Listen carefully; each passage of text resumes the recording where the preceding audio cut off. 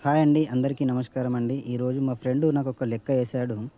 ఆ లెక్క ఏంటిదంటే 100 ప్లస్ 130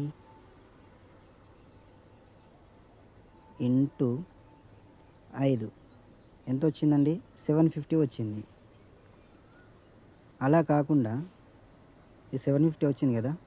మళ్ళీ దీన్ని తీసేస్తున్నా. సేమ్ 130 స్థానంలో 100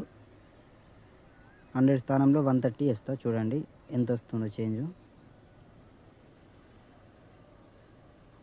130 ప్లస్ 100 230 ఇంటూ 5 వేస్తే 630 వస్తుంది.